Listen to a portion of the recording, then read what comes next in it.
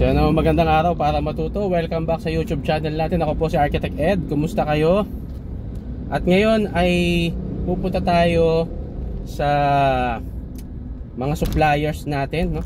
Ano ang mga particular na items na pupuntahan natin?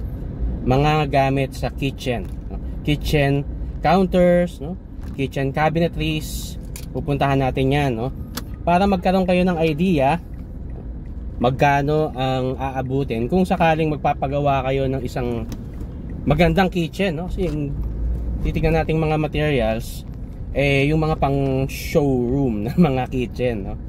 Bili tayo ng quartz, titingin tayo ng mga cabinet handles, mga accessories, yan, yung mga boards na laminated, etc. Basta pang kitchen, no? Para may idea kayo magkano ang mga materyales sa kitchen at pwedeng makapagbigay tayo ng more or less magkano ang isang standard sized na kitchen. Check this out. Isa namang magandang araw para mag-upload. Welcome back sa YouTube or sa Facebook page.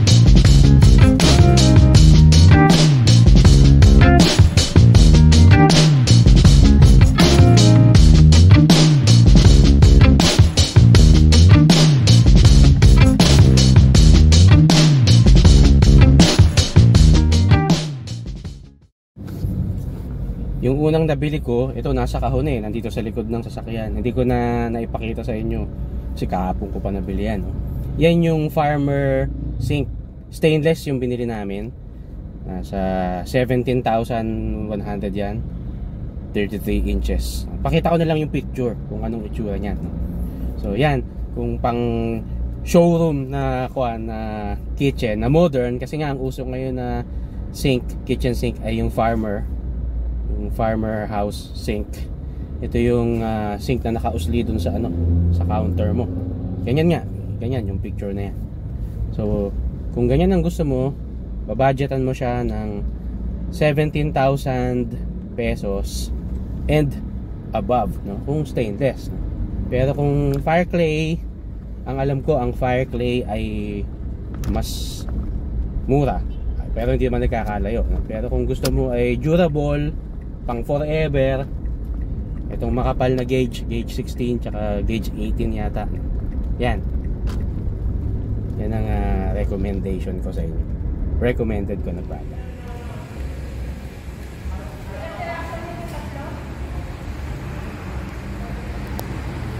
Ito yung tatawag na kalakata, yung ganitong klaseng grain, no? Yan, ganyan yung design niya. Ang kapal nito 20 mm, pero meron ding 16 mm. Yung 20 mm ang bibili natin nasa 36,000 pesos isang board. Itong board na to mas malaki pa to sa plywood. Sa tansya ko mga 1.8.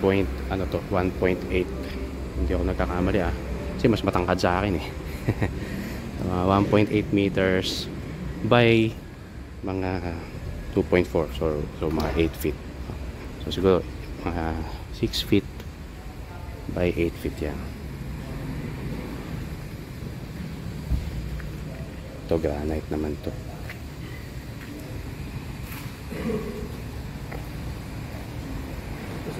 Ito yun, no? Pero ang kukunin natin ito. Ito yung kalakata na, anong klaseng kalakatang nga ito? Italian. O ito. Ito maganda. Italian quartz. Yan, 36,000 yan. Ito Mang Ruben, ano to? Plain. Pero quartz din to, di ba? Italian din to, no? Plain yan. Ito kalakata rin, no? Kalakata. Kaya lang ibang klaseng kalakata yung maraming. Yung una ko piliktura. Oo. Magulo Parang ito mas maganda pino. May kamahalan lang. Oh, ganoon talaga pag maganda may kamahalan. Okay, let's go. Ito, nung klase to? Ito. Marble. Ganda, hanip, no? Magkano yung ganyan? Pero yung ganyang size. Gusto ko talaga marble Kasi talagang natural, oh. Lalo niya. Oh. Pang hotel eh, no? Saka makintab na siya. 26? Eh di mas mura pa sa quartz. Oh. Kaya lang kasi ano to, natural siya. So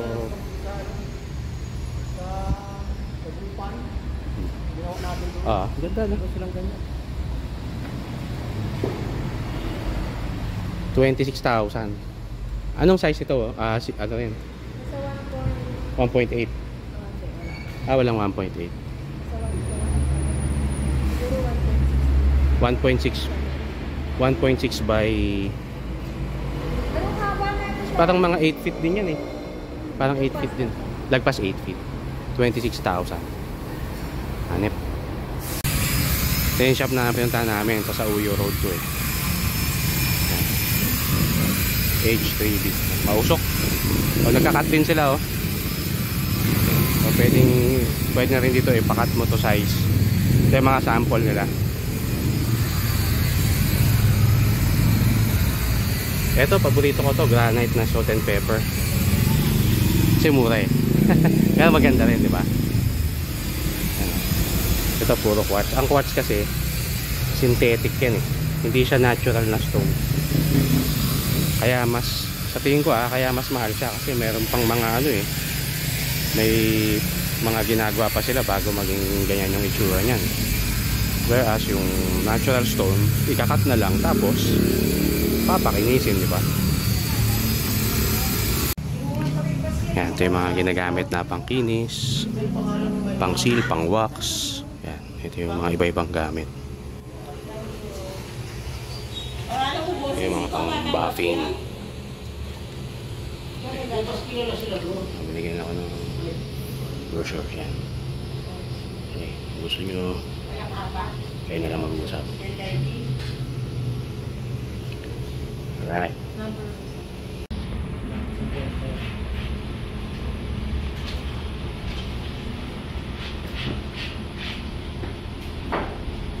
For 5 delivery charge ko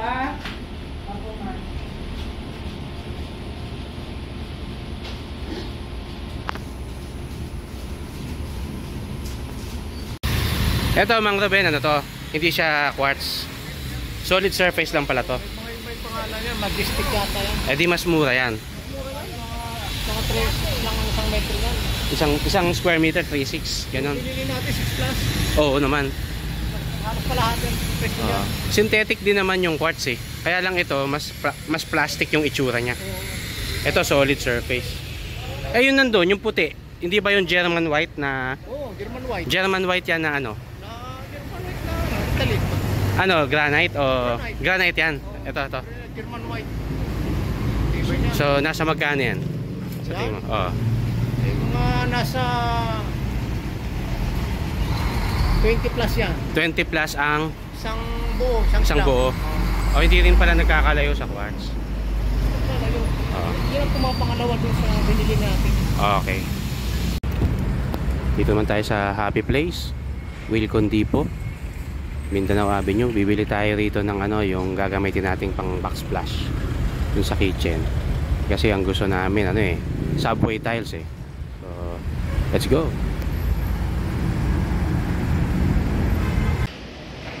Tiles na malaki, ito yung mga large format na tiles eh. 75 by 150, 5,600 per box. Pwede rin itong gamitin pang counter o kaya pang flooring. Ang isang box, dalawa ang laman. So may idea na kayo kung magkano pagka ganyan ang gusto nyo material. So, ito yung mga option natin sa Subway. Ang size nya 10 by 30 na white. Ito ang price nya 1,250 per box. Ang isang box 50 pieces. Yan, 1,250. Pero mas maganda ito, plain. Meron siyang ano yun. Meron siyang gloss siya pero hindi siya flat. Medyo meron siyang ano texture. Sa size niya, 10 by 30. 10 by 30 yan. Kailangan Kuya Ruben. natin ng 6 na patong. 6 na patong kung sa 60 tayo. 0.5 naman to. 60 tayo eh. Eh kung meron pa tayong base doon sa ano eh. Ito anong Kung sukat 60 nito? kayo, Hindi, meron pa tayong base ng granite eh. Ito 1120. Ang sukat niya 7.5 by 30 cm. Oo. Okay din to. Ganda rin siya. Subway tiles tayo, mid-century modern. Yung mga ganito, mga glass na tiles. Yan. 380 naman siya per box. Ang isang box niya, saan ba? Hindi nakalagay eh. Ay hindi, ano siya, meron na siyang may matting siya. Yan. So, medyo fancy-fancy yan ang itsura niyan. Kaya doon tayo sa classic.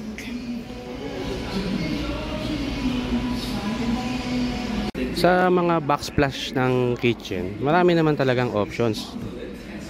Ito, kagaya nito, itong mga large format na tiles na 60 by 120. Ang isang box niya, meron dalawang laman. Ang price niya, 4.2. So, yan ang sukat. By estimate nyo na eh, 120 by 60. Normally, 60 naman yung splashboard ng kitchen eh. Kasi after ng 60 cm mula sa counter, doon yung cabinet. So ito, shoot na shoot yung 60. So marami namang options na pwedeng gamitin. Pero doon kami sa nakasanayan na namin kasi yung mid-century modern na kitchen. So yun, subway tiles. Ito maganda rin to. Ganda rin ng design. Sa cabinets namin, dahil nga mid-century ang aming tema ng kitchen, meron kaming ganito. Ginamitan namin ng ganito, yung French type na cabinet doors. So ito ang budget niyan.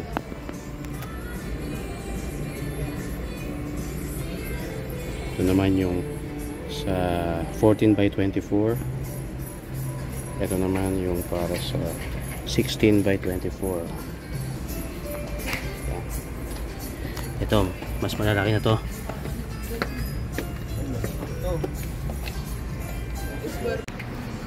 Ito yung kinuha natin, Hamden na kwan. Kapal. Budget.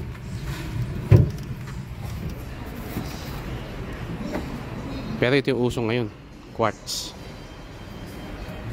Quartz. Budget.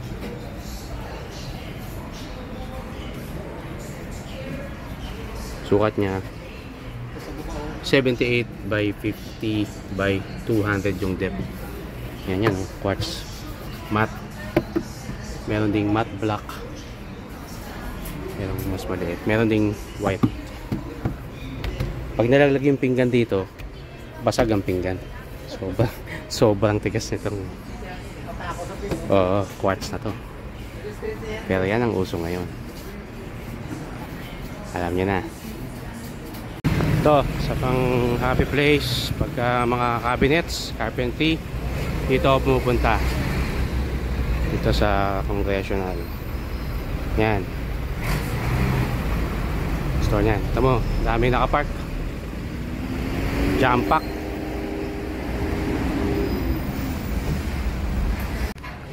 Ito yung mga laminated boards. Ito yung mga nila. Basket. Handle niya, J-handle. Aluminum. So, ito yung mga tray. Pull out basket. Yan.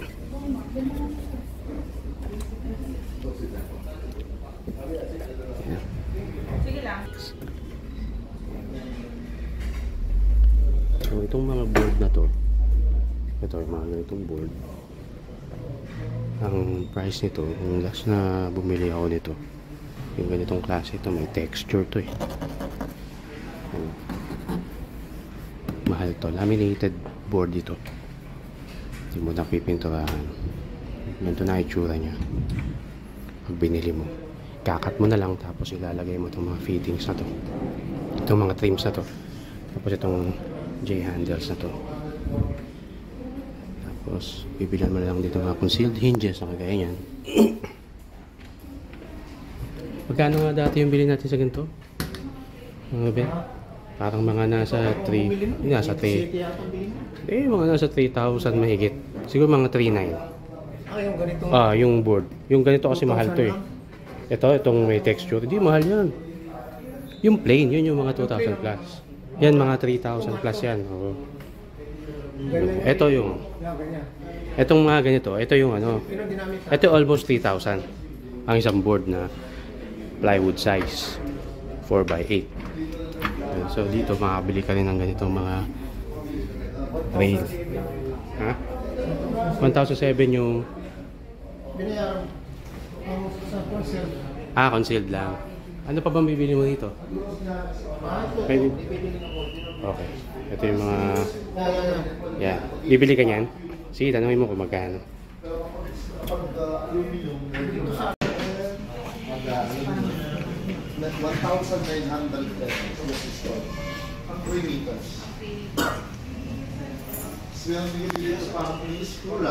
Ito yung pull out na pantry.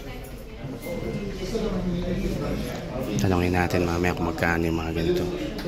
Yung pinili ko ng shelf ko eh.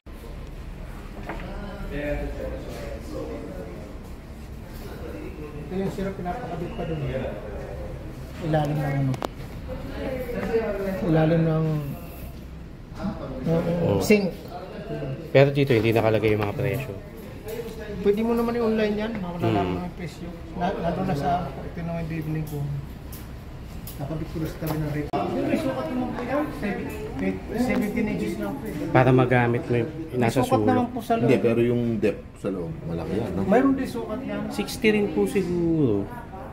No, di ba 60 rin tayo yung sukat natin doon sa ginawa natin? Hindi, sa ganun po, yung sa Ano loob lang po. to? 48 lang ang lalim nito. 48 sa dito po. Papunta ron na 80. 80 cm lang. 48 by 80. Tapos 60 po itong entrada. 60 cm entrada. Ang taas nito, wala pang 60. Pero ginawa ko 60. Magkano kayo, Reben? 11,700. 11,700. Yung dalawa na. 60 rin. 60 by 60. So, yun. 17 inches. Parang salesman si Mang Reben. Kahit mag-18 ka, okay lang. Yung mga sample ng mga handles. So itong mga boards, nagsisimula yung price ito mga nasa 2,900. Pero verify natin mamaya. Sa 2,900. Tapos yung mga textured, yun yung mas mahal. Ito yung mga sample. Ito marine, laminated marine. Ito naman board lang, yung fiber. Ito yung marine, laminated marine. So, ayan. Ito yung mga ginagamit namin pang cabinet. Popost ko na lang yung price dito sa screen mamaya. Ito pa yung mga sample nilang laminated na marine.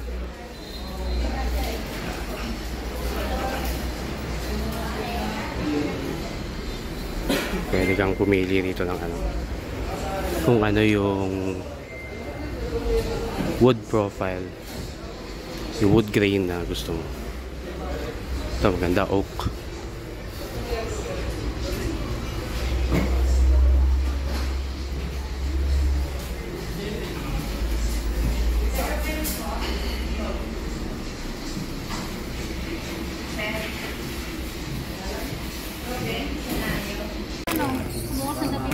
Kaya ang concealed.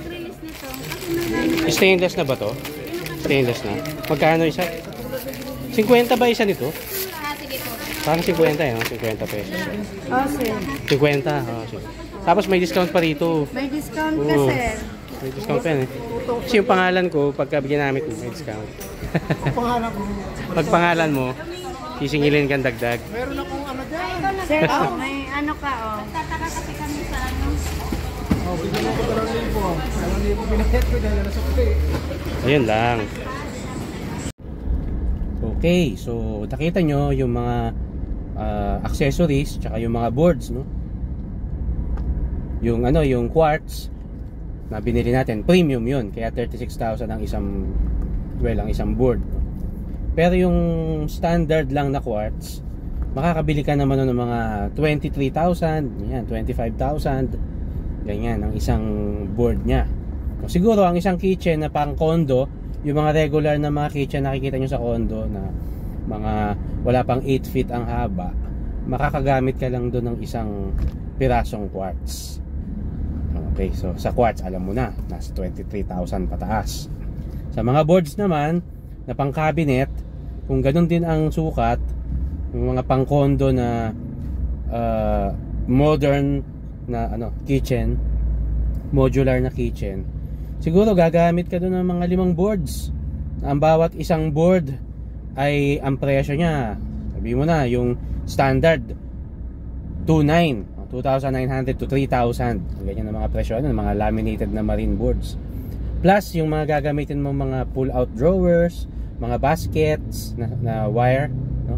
Yung mga lacy susan, kung gagamitan mo pa ng lacy susan, yung para magamit mo yung mga sulok, yung mga pinupull out na mga tray para walang wasted space doon sa cabinets mo. Tapos gagamitan mo ng mga concealed hinges na soft close, mga drawer guide na soft close, mga handles, may ilaw, yung mga cabinets. Tapos kung gagamitan mo rin ng maganda-gandang klase ng kitchen sink, pinakita ko sa inyo, 11,000 yung bili namin. All in all, siguro sa labor and materials ng isang